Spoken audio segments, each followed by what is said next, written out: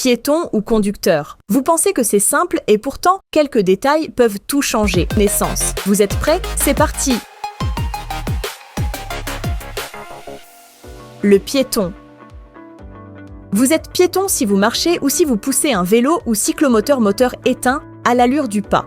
Concrètement, ça veut dire à une vitesse de marche normale, environ 5 à 6 km/h. En dessous de cette limite, vous restez dans la catégorie piéton.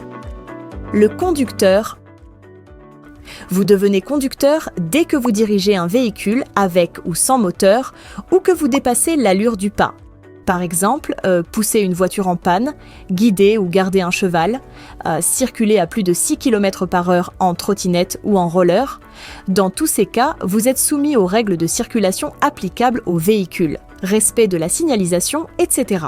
Les appareils de déplacement, les trottinettes, skateboards et rollers. Comme expliqué, dès que l'allure dépasse celle du pas, vous devez rouler sur la piste cyclable ou la chaussée en respectant le code de la route. En dessous de cette vitesse, vous restez piéton et pouvez donc emprunter le trottoir. Les usagers vulnérables. Ce sont ceux qui ont le moins de chances de survie en cas d'accident, comme les piétons, les cyclistes, les motards. Le code les protège par des règles spécifiques, zone 30, respect absolu des passages piétons, etc. Les conducteurs de tramways.